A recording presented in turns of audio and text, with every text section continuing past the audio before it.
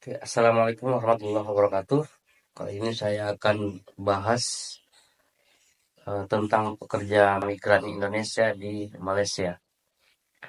Saya mau katakan bagi siapa aja teman-teman yang ingin bekerja ke luar negeri, sebaiknya tidak memilih Malaysia. Sekali lagi, sebaiknya tidak memilih Malaysia sebagai negara tujuan untuk bekerja. Disclaimer, itu terutama kepada calon-calon pekerja migran Indonesia yang mohon maaf berkemungkinan untuk pekerjaan kasar seperti di konstruksi atau di pabrik-pabrik atau bahasa Malaysia itu kilang-kilang atau di perkebunan atau di perladangan gitu kalau bahasa sana, dan juga uh, mereka panggilnya bibi untuk asisten rumah tangga. Sebaiknya jangan pilih Malaysia. Sekali lagi, jangan pilih Malaysia. Kenapa? Karena menurut saya ada setidaknya 3 hal yang ingin saya share ke semua yang berkunjung ke channel ini dan sempat menonton video ini. Yang pertama itu, kenapa kita stop untuk berkeinginan untuk bekerja ke Malaysia? Yang pertama itu, mereka tidak punya hati. Memang tidak punya hati. Tetapi Datuk Speaker, kita jangan mudah minta maaf. Point. Kita jangan mudah minta maaf. Ini wilayah kita. Ini wilayah kita. Kalau orang lain masuk ikut suka, dia kena tembak-tembak lah. Ini hukum dia. Hukum negara, hukum wilayah, hukum undang-undang. Kenapa kita nak minta maaf? Bila kita minta maaf, akhirnya penguat kuasa kita susah untuk menjalankan tugas kepada negara. Contohnya, itu tadi.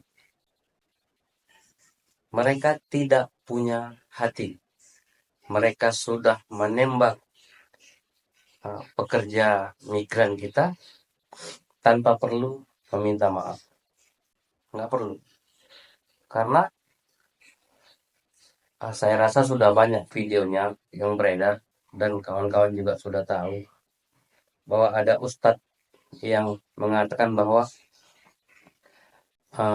pekerja yang datang ke Malaysia itu bahkan lebih teruk dari binatang ternak.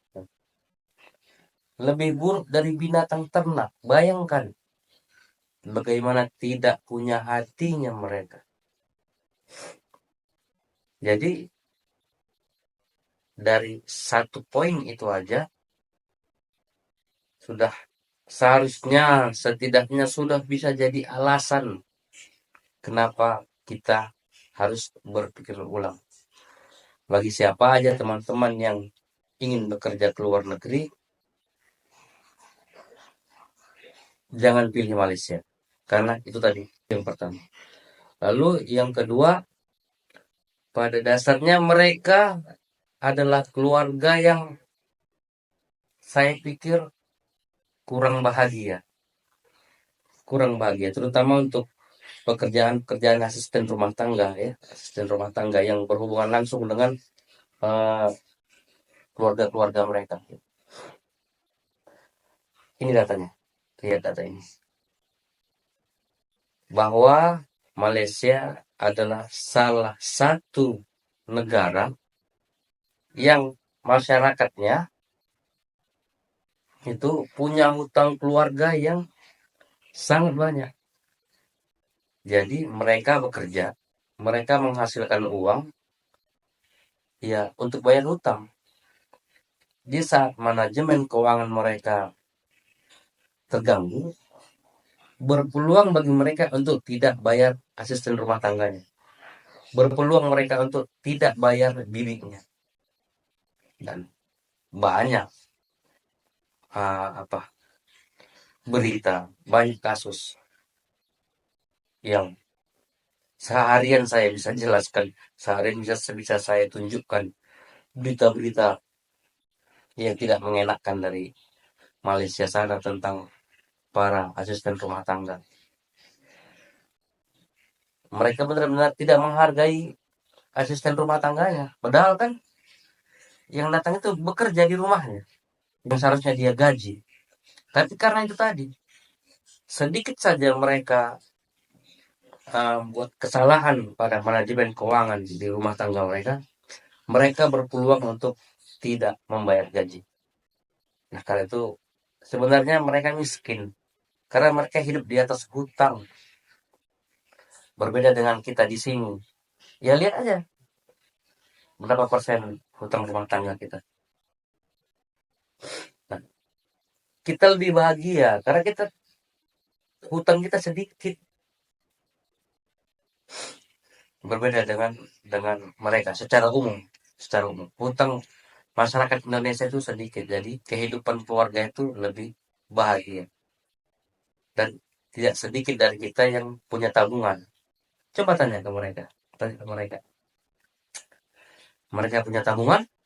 Saya rasa tidak. Karena mereka sudah ya bayar hutang. Ya terlalu bergelut dengan riba. Terus-terusan. Sepanjang hidup. Mereka punya rumah, hutang. Punya mobil, hutang. Mau punya barang-barang, hutang. Pendidikan, hutang. Semuanya hutang. Karena itu mereka dari pertama kali boleh berhutang sampai mati ya punya hutang.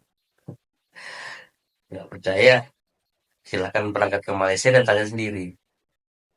Karena memang itu kenyataan. Oke. Eh, kemudian yang ketiga, alasan yang ketiga, mengapa kita harus berpikir kembali kawan-kawan yang ingin bekerja ke luar negeri harus berpikir ulang dan tidak memilih Malaysia. Alasan yang ketiga adalah mereka mengidap penyakit denial syndrome. Apa itu denial syndrome? Orang Melayu ni menghadapi satu penyakit yang dipanggil denial syndrome. Orang Melayu susah nak terima kebenaran. Kalau apa yang kita kata tu bertentangan dengan sentimen mereka, pandangan mereka, ataupun harapan mereka, mereka akan marah. Jadi mereka memang tidak menerima pendapat orang lain. Kalau tidak cocok dengan mereka itu ditolak, itu denial. Dan itu sindrom yang parah di sana. Hampir di semua lini, terutama yang tipe M lah, yang udah jelasnya. Terutama yang tipe M. Di semua lini, mereka tidak bisa menerima kebenaran kalau itu tidak sesuai dengan keinginan mereka. Kalau itu keinginan mereka, sekalipun itu salah, itu akan dianggap benar. Memang kayak gitu mereka. Gitu. Nah, karena itu saya sarankan kepada kawan-kawan yang ingin bekerja ke luar negeri, stop pergi kerja ke Malaysia. Sekali lagi, stop pergi kerja ke Malaysia. Karena saya sudah kemukakan 3 alasannya. Yang pertama, mereka tidak punya hati. Yang kedua, pada dasarnya mereka menanggung hutang yang cukup besar secara pribadi dalam hitungan hutang yang dikumpulkan hanya jadi hutang keluarga. Yang ketiga, mereka punya penyakit yang susah sembuh. Mungkin nggak bisa sembuh, denial syndrome. Dan itu sangat mempengaruhi keputusan-keputusan yang mereka ambil. Itu sangat mempengaruhi cara berpikir mereka. Jadi, lebih baik kita tidak terlibat apapun dengan mereka. Hindari. Lebih baik hindari. Karena itu, silahkan pilih tempat negara tempat Anda ingin bekerja. Bisa ke Taiwan, bisa ke Hong Kong, bisa ke Korea, atau juga ke Jepang. Dan di Jepang kan kalian bisa silaturahim sama itu ada satu YouTuber Indonesia saya tahu namanya abang itu.